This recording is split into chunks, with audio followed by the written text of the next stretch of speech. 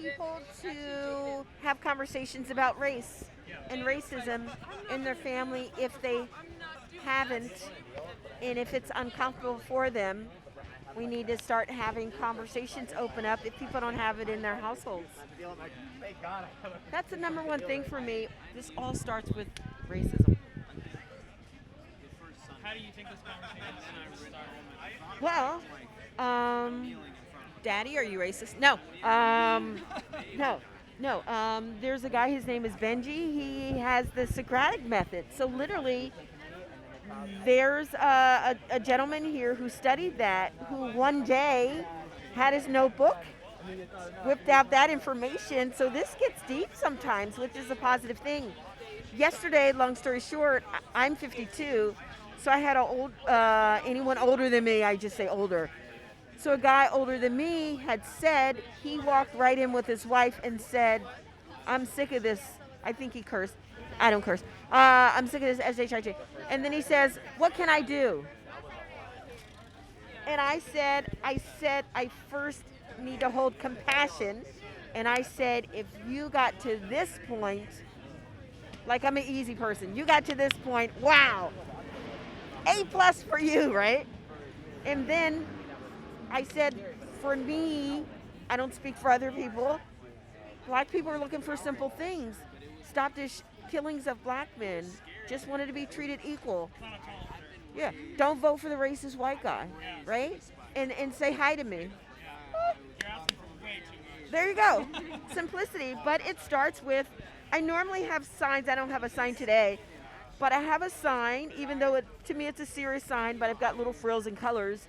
It says, are you talking to your family about racism? The other side says, warning, talking with your family about racism could be uncomfortable. Yeah. How do you feel that having conversations with family about racism will have a chain reaction impact on the rest of the country? Sadly, some's going to die off, right? Okay? Gonna die off. Okay, so what I'm looking at the people who I'm looking at people who, I'm looking at the 60,000 people who were marching. I'm looking at people who come here. I'm not looking at the people who are in the home watching Fox News. They're too far gone. They're done. There was a guy here the other day. His name was Robert. I know him. He walked in here with the no, I know him because I talk with him. He came in here with a gigantic flag, Trump MAGA hat, and a Trump T-shirt. You know, he's almost 70 years old. He came here because he heard about what's going on. He said he loves Washington State. He loves Seattle. But of course, he needs to let people know that he loves this country, as if I don't love the country. You know, he was a veteran. I was a veteran. End of the story. He left here. He was out of breath. We sat down, and I got to know his name. We talked about orthotics when we finished, you know. So I'm not trying to change him, but what I could maybe change is maybe reach someone who's watching all this, and they've got someone who's cursing at him, you know, or they've got someone who's holding compassion, right? I kind of see that as like God can use anything for good. I'll take it. It's 2020, all hands on deck. You can use a racist as a tool to minister to other people. Yeah, right? because you're not going to reach everyone. It reminds me of the arguments I get into on Facebook with people that have racist thoughts, and even though I don't change their mind, the controversy gets that post seen by more people than if I had just talked to people I agreed with, and that causes, I think, a reaction where more people see it and more minds probably get influenced by it. Yeah, if you cuss him out and say all this kind of stuff, then he's done, right? The other people, you know, they're done with you, but maybe you missed opportunity. And I'm just coming into this space differently after just losing my mom in January, after breast cancer, survivor, thanks. Dad has died, I don't have any parents. Literally, life is short, all hands on deck. So that's the space I'm coming to, right? Because I know I'm not going to change him, but maybe there's someone else that I can reach. That's my story. So like literally all hands on deck 2020. But you will hear something different from another black person because they've said different things. So someone might say, Okay, they're white people. You had 400 years, right? Head start. Yeah. You got 400 years. I'm not wasting my time on you, right? That kind of stuff. Or, dear white people, here, if you're here, give the mic to a black person. And no. No, I'm like, no, no, no. All hands on deck. I want to hear what you got to say, right? Because maybe you are a good leader here and they're looking for leaders. And maybe, okay, I'm a black person, and just because I'm a black person doesn't mean I'm a good leader. So if you can lead, yeah, all hands on deck. I think like the premise behind like getting black people to talk is because they've been silenced for so long by like in the medical field and through our government and like just through capitalism and just all throughout like all of these big systems and these things that we live by. It's like black people don't have as much of a voice as like non-people of color, just straight up white people. So I feel like when people are giving the mic to black men and women to speak on these issues, it's because people who aren't people of color don't have the experiences that people of color do, and so they're giving them that voice and they're giving them the opportunity that a lot of people of color have not had due to their skin color. They haven't had the opportunity to speak out or the opportunity to have their voices being heard because of their skin color. People don't want to hear it. It happens in the medical field all the time. Like women aren't taken seriously because of their skin color. It's very real. Black women just aren't given the medical care that they need, and they aren't believed. And that's just a direct correlation to being like oppressed based on your skin color. And so when people give a stage and an opportunity for specifically black people to come and speak, I feel like it's because there's so many systems and corporations that have silenced black voices, especially when it comes to voting. People say, go out, go vote. But what is it? I think like black men are 4 times more likely to be arrested than a white man, and only 35 states allow people the right to vote after they have been convicted as a felon. So these black voices that are being silenced through the criminal justice system are now trying to be like, we're trying to give those voices back to them after they've been taken from the government and from the people who have so much power. I think that's kind of the whole idea behind giving the microphone and giving a platform for black voices, because they've been silenced for so long. Yeah. Thank you. But sometimes giving that platform, so like for example, yesterday, someone said, "Hey, Terry, they're having a meeting over there." So I was walking over there, and it happened to be black people over there, right? So then there was a white girl that came over there too, because she was interested in it, right?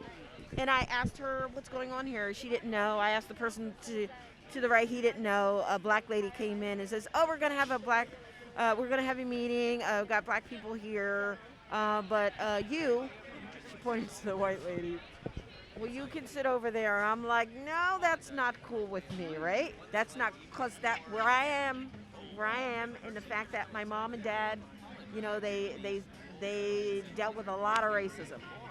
So for me, if you've got my back, I want to hear your voice too, because I might not be the leader. I might not want to lead. So because I've heard it here from different people, they're hesitant to speak up, and then you're missing a precious voice, and who knows where that might go. So this leads into a question I wanted to ask you, which is, if somebody is an ally, how do you feel like they should get involved in helping, especially if they're not a person of color? The number one thing is this. I mean, if you're somewhere and you got your friends and they don't align with what you think, and they've got issues with, if you have my back here, have my back when you leave here. If you're somewhere and you hear people saying racist statements or something, then you need to speak up and not be scared not to talk, because we've got a platform here. It goes back to voting is important. A lot of black people are still screwed when it comes to voting, right? And black people over 60s, 70s, 80s, they take that vote really seriously. And the voting of this Donald Trump, where I think 44, 46% white women voted for him. A lot of them said they didn't want to have a leader. Oh my God! So the voting stuff, like everything is important. Like you gotta vote. seriously. If you have my back here, are you putting your signs under your bed, you know, and saying something different? I feel like white people, I've noticed this especially with some of my friends, like they don't seem to speak up, but I hear some of them say, hey, can you take me to CHOP? Like, I want to be part of this like moment in history. I'm like, well, I understand like that, like kind of like, like you want to be here, but just the fact that you're experiencing history and you just like want to be there, I feel like a lot of people that I know kind of are like making this movement like trendy. And like that's kind of like why like they're replacing like the actual Black lives with just saying like on the forefront that they're here for the movement, Well, even these if are they your don't. friends? You should replace them with Well, black people. no, like not no for real, like not friends, but people I know that I'm like. Oh. But you would say something to them, right? So, Yes. so that's the No, thing, I did. yeah. I didn't say like, oh, come protest with me. I said, hey, if you really like do want to come, like I think we should have a talk a little bit about like why you do want to go good. before, Yeah. just because like I wanted to make sure like she wanted to come for the right reasons. But I feel like social media is definitely like the biggest tool that our generation has, because like we all have like platforms and like those like that's how people reach out to me. In Snapchat, Instagram, like Instagram especially, like you might have like 500 followers, which might not seem like a lot on Instagram, but that's 500 people that you can influence and change their opinion.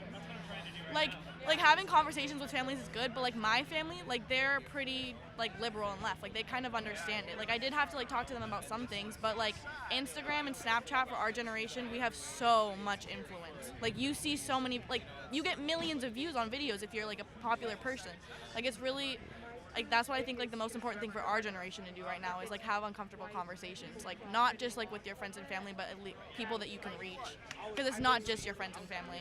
Not just the people that you're seeing like face to face in your everyday life. Like I see her, I've seen her every single day for the past like week and a half, but we're on the same page. It's about reaching those people who are following you and those people you don't talk to, and giving them that message that you wouldn't be able to give to and have those conversations with in person. Like that's so many, like people have like thousands of followers, and I'm just seeing them say nothing, and I'm like, I just don't understand it at this point, because honestly, if you have that opportunity at this point, like this is not something that is like an aesthetic or like a trend. Like this is something that matters, and you are choosing to be silent. And some people, It's what's happening with Whole Foods and Starbucks right now, which is that they are trying to remain neutral, and neutral is how can you be neutral? not good enough. Yep. Neutral is still siding with the oppressor. Well, you can't be neutral about hate. You can't be neutral about hate. But they're not letting their employees wear masks. Black I couldn't wear this if I worked at Starbucks. Like, what is that? Controversial. I'm like, How is that controversial? It's controversial if black people are getting unnecessarily murdered. And it's just crazy that they've tried to say it's political. It's not political. It's about human rights. And Anything else that you'd like to say to any of the viewers that I have out there? There's people have a huge platform, and my mother and dad couldn't even fathom that there was a white man that walked in here yesterday and asked me, what can I do? What can I say? Or the scene of a couple hundred white people that was sitting in the intersection a couple weeks ago, watching Angela Davis on the screen. So they're still looking for, sadly, black people have been through a lot, and they got to see Barack Obama as president, but there's a lot of times I do get sad and cry because I don't know where my dad would have gotten to, or my mom, if it wasn't for racism.